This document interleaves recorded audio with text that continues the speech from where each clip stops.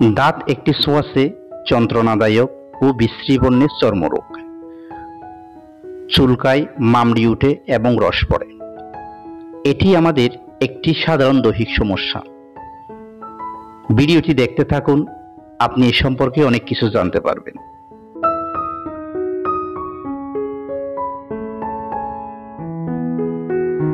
আসসালামু আলাইকুম সম্মানিত দর্শক বন্ধুরা, আশা করি আপনারা সবাই সুস্থ আছেন। ডিএনএ হোমিও কেয়ারের পক্ষ থেকে আমি আপনাদের স্বাগত জানাচ্ছি। আজকের আলোচনার বিষয় দাঁত বা রিংওয়ার্ম। আজকে প্রথম পর্বে আমি দাঁতের পরিচয়, দাঁত সৃষ্টির কারণ, দাঁত রোগের লক্ষণ, দাঁতের প্রকারভেদ নিয়ে বিস্তারিত আলোচনা করব। চ্যানেলটি সাবস্ক্রাইব করে দিন আর অল নোটিফিকেশন অন করে দিন, যাতে পরবর্তী আপলোড করা সকল ভিডিও আপনার কাছে চলে আসে। দাঁতের পরিচয়।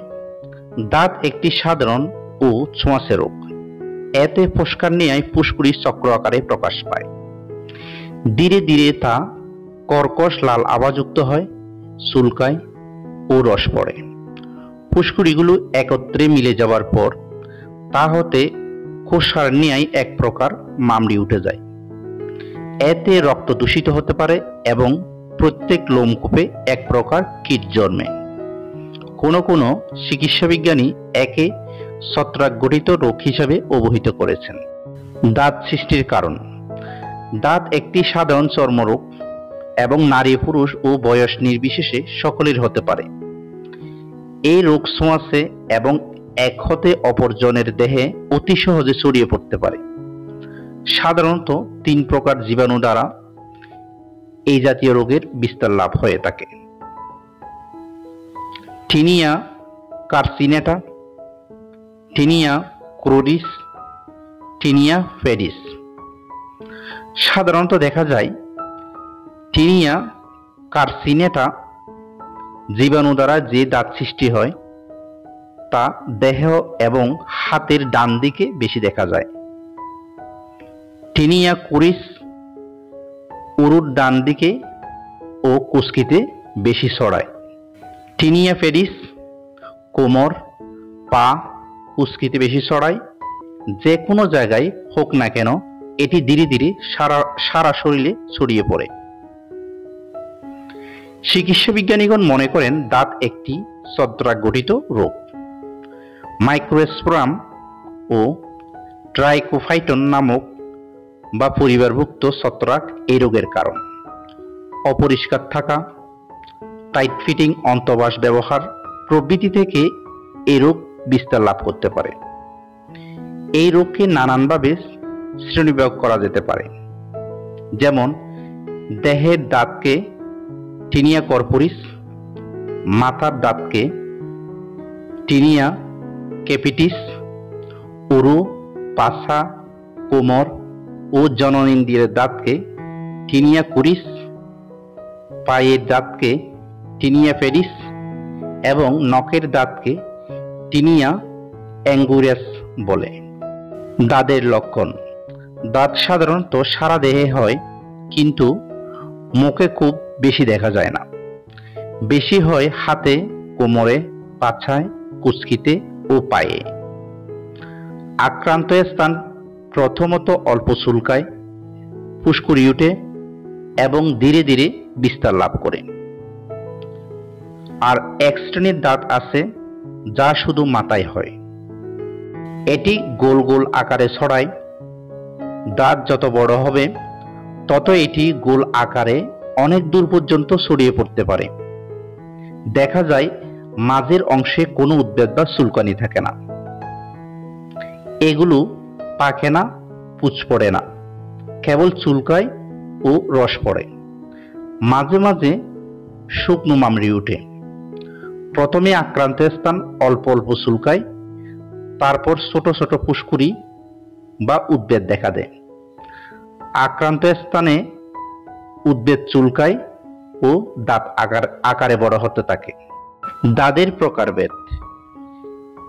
এই রোগের লক্ষণ ও প্রকৃতি অনুসারে 4 ভাগে ভাগ করা যায়, যথা ট্রাইকোফাইটোসিস বার্বি, ট্রাইকোফাইটোসিস ক্যাপিটিসি, ট্রাইকোফাইটোসিস কর্পোরিস, ট্রাইকোফাইটোসিস জেনিটো ফিমোরালিস, ট্রাইকোফাইটোসিস বারবি।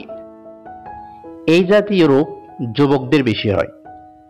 এটি মুখমণ্ডলের যে সকল অংশে দাড়ি থাকে তাতে এবং গ্রীবাদেশে জন্মে। প্রথমে একটি সামান্য স্থান লাল বর্ণ হয়ে সামান্য উঁচু হয়ে ওঠে এবং কিছুদিনের মধ্যে তা একটি অঙ্কুরীয় আকৃতিতে পরিণত হয় এবং কিনারাগুলো উঁচু হয়ে ওঠে।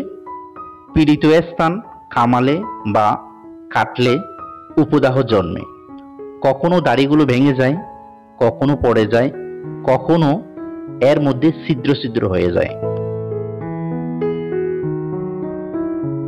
ট্রাইকোফাইটোসিস ক্যাভিটিস। এই জাতীয় রোগ শিশু ও যুবকদের বেশি হয়। বয়স্কদের মাঝে কদাচিৎ দেখা যায়। এতে মাথার চামড়ার প্রায় আধ ইঞ্চি পরিমাণ স্থান জুড়ে চক্র আকারে আভা জন্মে এবং ওই স্থানে চুল পড়ে যাওয়ায় রোগের সূত্রপাত বোঝা যায়। পরীক্ষা করলে দেখা যায় যে যেখানে চুল উঠে নাই সেখানে চুলগুলো গোড়া হতে ভেঙে গেছে। চুলের ভেঙে যাওয়া বা পড়ে যাওয়া এই রোগের প্রধান লক্ষণ। ট্রাইকোফাইটোসিস কর্পোরিস। এটি শরীরের চুলহীন স্থানের দাগ। শরীরে প্রথমে একটি লাল দাগ দেখা দেয় এবং 2-1 দিনের মধ্যে এটি বলয়ের আকার ধারণ করে এবং ওহার চারদিকে সামান্য উঁচু হয়ে ওঠে। কখনো কখনো কয়েকটি বলয়াকার স্থান জুড়ে একটি বিশেষ আকার ধারণ করে। কখনো একটি মাত্র চক্র, আবার কখনো 5 থেকে 10টি পর্যন্ত চক্র প্রকাশ পেতে দেখা যায়। মুখমণ্ডল, হাত, গ্রীবা, সম্মুখ বাহু, দেহকাণ্ড প্রভৃতি স্থানে এই রোগটি প্রকাশ পায়। ট্রাইকোফাইটোসিস জেনিটো ফিমোরালিস। এই জাতীয় রোগ উরুদেশের ভিতরে অন্ডকোষে সম্মুখ দিকে পিওবিস প্রদেশে এবং পশ্চাৎ দিকে গুহ্যদ্বারের নিকট প্রকাশ পায়। এই রোগে স্ত্রী লোকদের যৌনি কপাট আক্রান্ত হয়। একে সাধারণত লোকে কোষদাঁত বলে।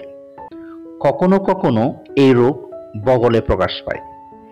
এই রোগ শীতকালে একটু শান্ত থাকে, কিন্তু গ্রীষ্মকালে উগ্র হয়ে ওঠে এবং অসহ্য চুলকায়। আজকের আলোচনা এখানেই শেষ।